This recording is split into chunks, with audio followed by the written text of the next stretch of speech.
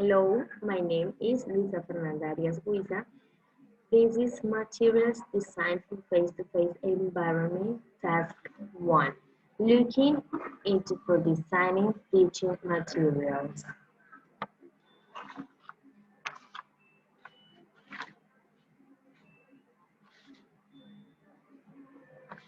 In this activity, we have to answer two questions. The first one is, what should English language learning ELT materials have? English language learning material include both teachers and learners. It's a work that involves all the roles in the teaching learning space. This can be direct, in that is transmit information overtly to the learners, or it can be indirect, in that it helps learners to discover things for themselves. It can also be preemptive, in that it aims to prevent problems, or facilitative, that is, it aims to help the learners do something. Also can be responsive, that is, response to a need for a language when it occurs, or remedial, in that it aims to remedy problems. The English language learning materials should have to take account the styles of learning, like visual, that is, the learners prefer to see the language writing down; auditory, learners prefer to hear the language; kinesthetic, learners prefer to do something physical, such as following instructions for a game or a dance; studial, that is, learners like to pay conscious attention to the linguistic features of the language and want to be correct; experiential, learners like to use the language and are more concerned with communication than with correctness; analytics, learners prefer to focus on discrete bits of the language and to learn them one by one; global, learners are happy to respond the whole chunks of language at a time and to pick up from them whatever language they can. Another style is dependent. Learners prefer to learn from a teacher or from a book. The other styles is independent. Learners are happy to learn from their own experience of the language and to use autonomous learning strategies.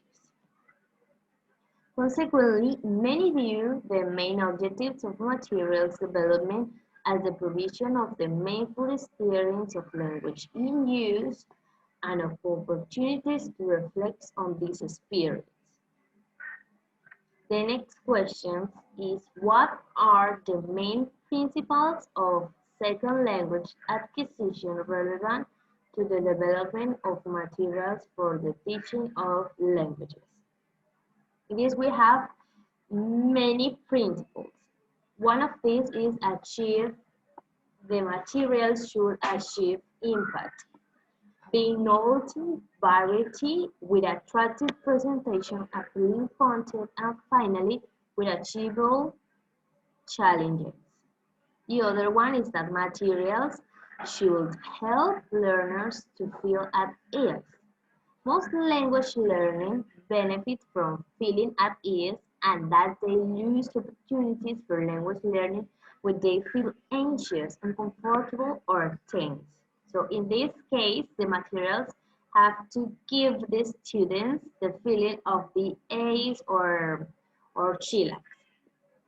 Materials should help learners to develop confidence, to attempt or to build confidence through activities which try to push learners slightly beyond their existing proficiency by engaging them in tasks which are stimulating with a problematic but which are achievable too.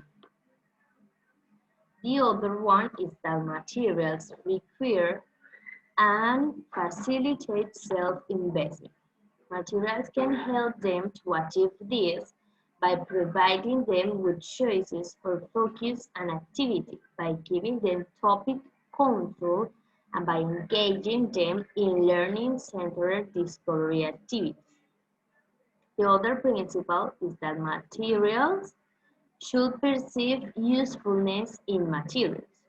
Through the materials used, students should perceive what is taught and useful and relevant for themselves and what they are going to use in every context.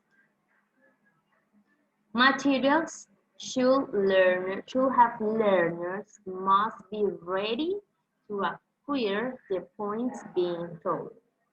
The instructions can facilitate natural language acquisition processes if it coincides with learner readiness and can lead to increased speed and frequency in different linguistic contexts.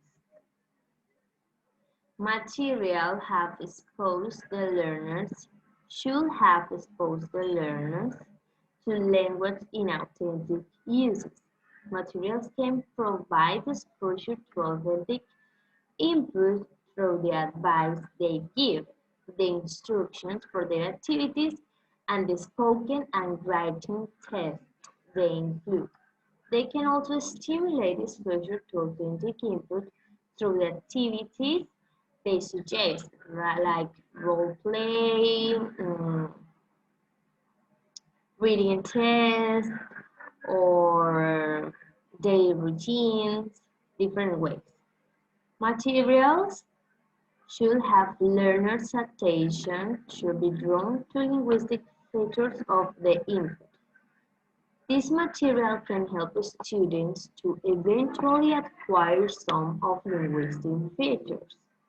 The important thing is that the learners become aware of a gap between a particular feature or their interlinked, how they currently understand or use it, and the equivalent feature in the target language.